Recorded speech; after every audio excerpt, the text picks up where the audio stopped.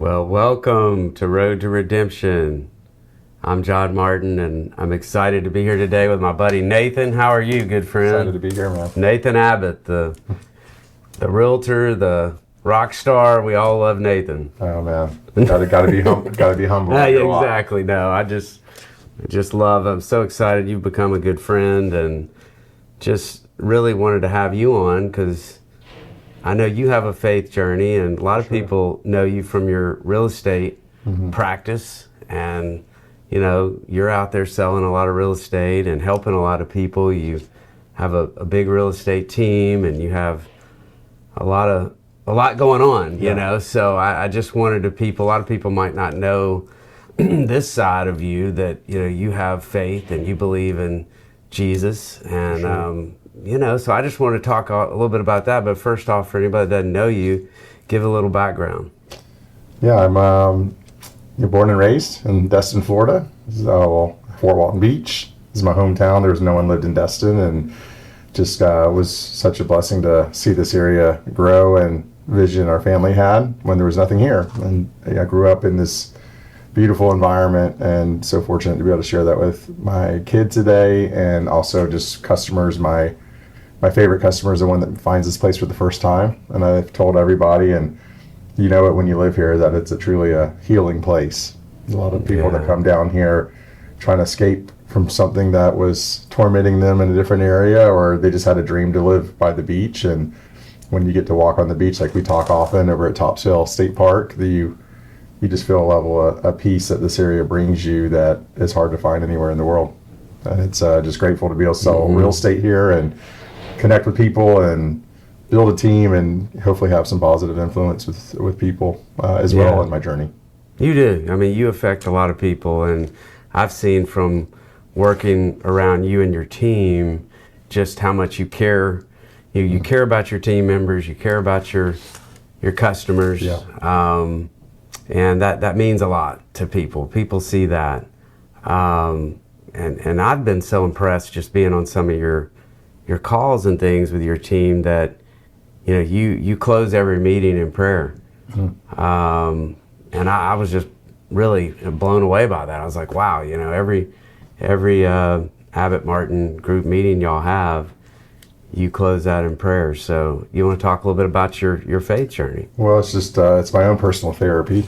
You know, I think that we all have mistakes and sin and you know need forgiveness, but we also need to pray for the good things and encouragement. And you know, I really think it's important to have spiritual connection to God and Jesus in your business. And I'll never forget when we did our grand launch, we had people pray over our building, and you know, it just really hit home. It was like, you know, we can do this. You know, taking that leap of faith of launching your own company is scary. I was at a great company for 18 years prior to that, and I'll never forget. It was actually Mel Ponder came to just give us a token of good faith in the launch of our business, and he prayed at our business. Wasn't afraid to do so. Didn't know what people's thoughts were or what their spiritual background was, but it doesn't matter. And he was. I just never felt so more confident and warm about our business when he prayed for us that day, and just remember how that felt, and wanted to carry that on with our own meetings to understand that we're all in this for a bigger purpose. Yeah. Well, tell us a little bit about your journey, your road to redemption, because we were talking a little bit about you coming in. You know, you were kind of labeled a ginger. You know, I know you did a Facebook post about that, and we're just talking a little bit about that. And you want to share a little bit about your journey? People don't realize, you know, growing up, especially in elementary school, junior high school, having red hair was extremely difficult. There was very few of us. I think we're like 2% of the population. So I dealt with a lot of teasing and picking and all these things, and just felt like an outsider a lot of the times. And I think sometimes when you feel alone, you also turn to things that are not as positive, right? I'm kind of a wild child, you know, dabbled, you know, experimented with different drugs and different things when I was younger, almost like my escape. And I really kind of found myself through nature first, which is God's paintbrush. It was kind of a healing spot. And you and I have talked too, like everyone has a past, but it doesn't define your future. And I think that you can always change your journey and influence people in the most impactful way that you can. And having God connected to that is the biggest piece. I grew up Methodist with my family, but there's a lot of times in church that I would leave, and it felt like the right thing to do, but I didn't really know what was being spoken about, right? Sometimes you feel kind of lost in the sermon.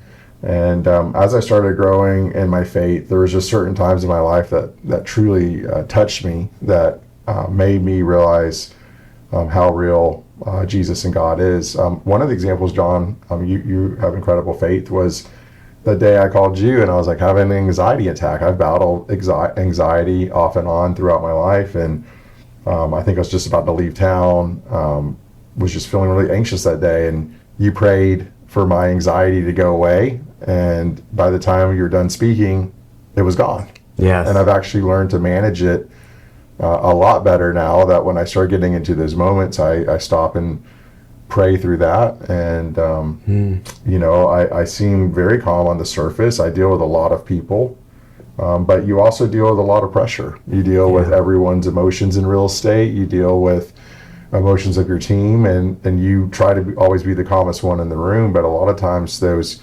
emotions of you trying to save people or help people, it builds up, and sometimes, you know, you realize how human you are and have your own moments. And I'll never forget that. I mean, you prayed for me that day, and I was like, wow, I came out of that, I was like, no, I don't have anxiety.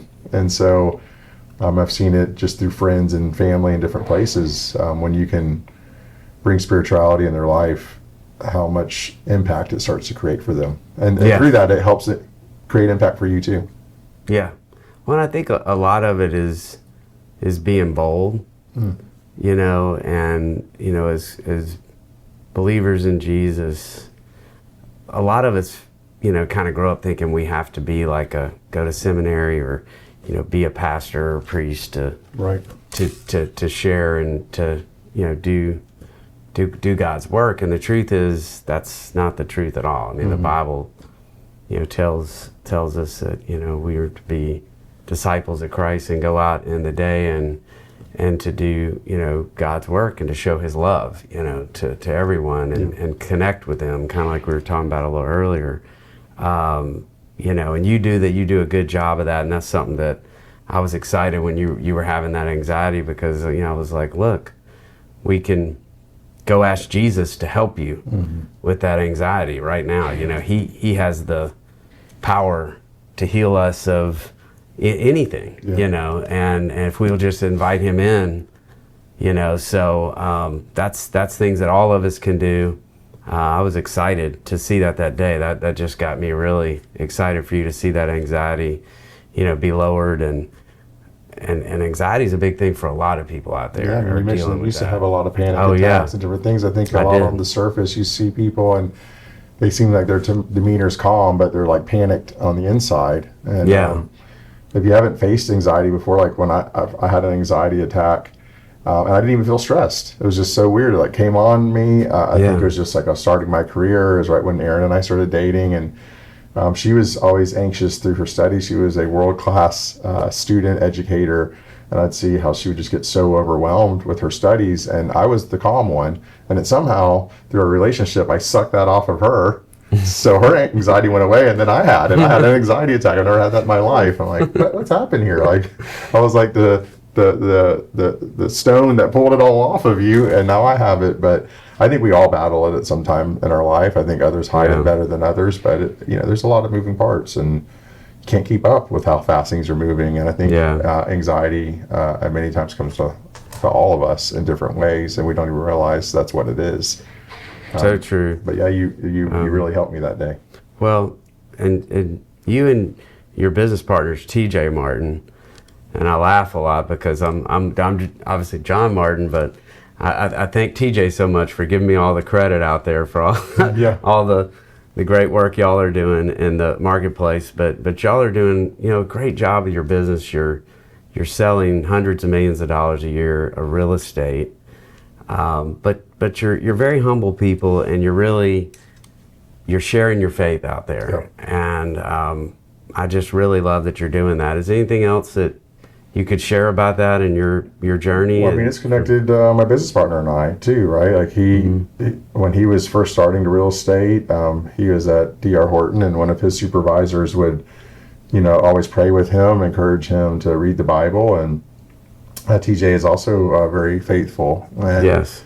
Sometimes you have a hardened shell on the exterior, but when you actually can break down those barriers and have conversations, God and Jesus was also a major highlight of his life. And I think one of the things that we get lost in is that we feel like bringing someone to church is the way, which is kind of the easy way, like, come to my church or hang out. But I think sometimes it's meeting them where they're at and those dark places sometimes that shows them the light. And one of our sermons at Good News, I really love that church. It was a gentleman that sang with Chris Tomlin, yes.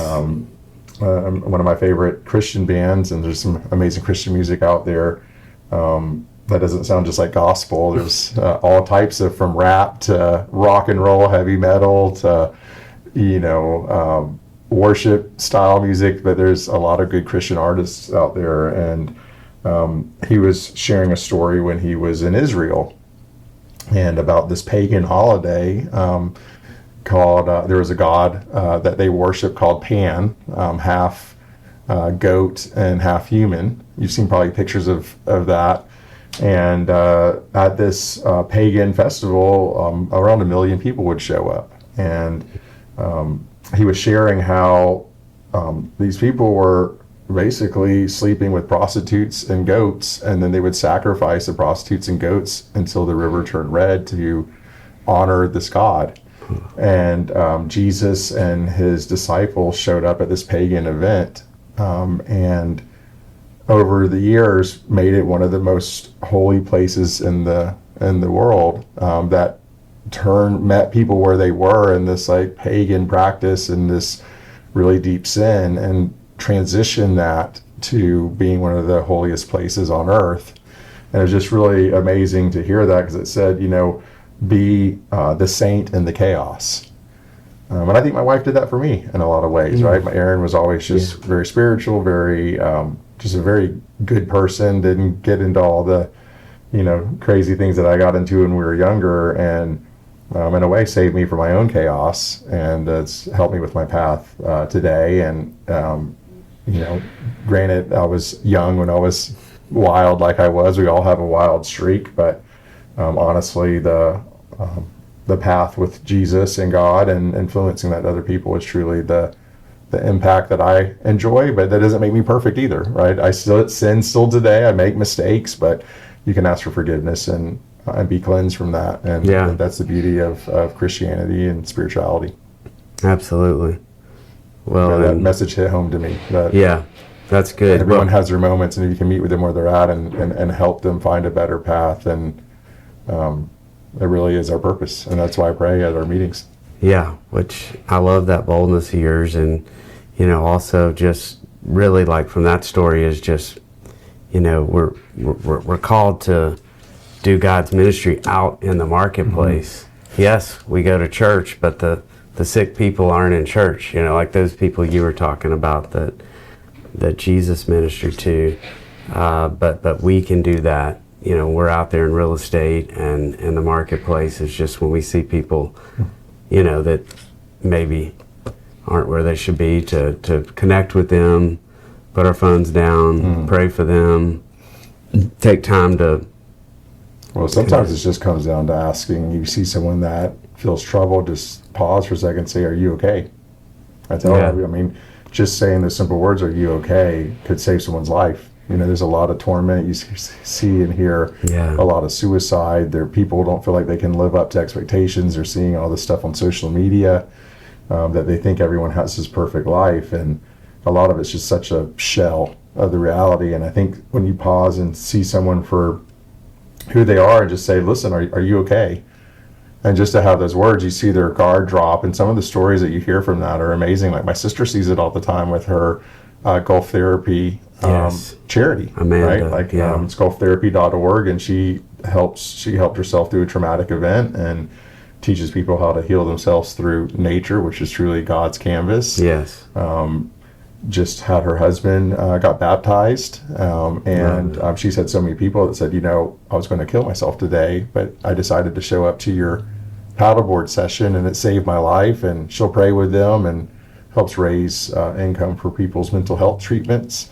And there's a lot of that out there, right? It is. I think sometimes when you can just pause and recognize that the spirituality can set them free, and that's amazing to see in a real life setting. Yeah. Wow.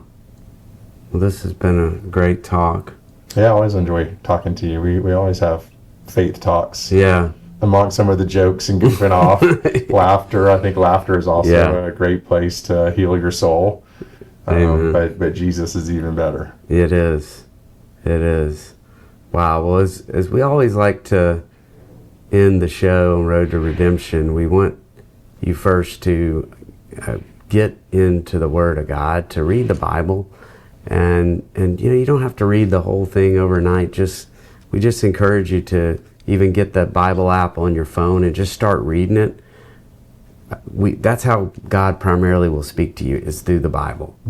And we just encourage folks to just start reading it. If you get the Holy Bible app, there's tons of plans and things to help you read it. But if you read the Word of God, it will bless your life. And the next is to get into a church, a Christ-centered, Bible-believing church, and just go. You're never going to find the perfect church. Just go. I always say, give it at least 1 year of your life. We promise it'll change your life. And last, get into a small group. Get into a group of guys or gals or couples or whatever life season you're in, and do life with them. It's a place where you can make yourself vulnerable, be accountable, and we promise that'll bless you. So that's it, Nathan. Yeah, it's been a lot of fun. Yeah, wow. I always enjoyed Thank you our for coming and conversations, sharing. for sure. It's been great.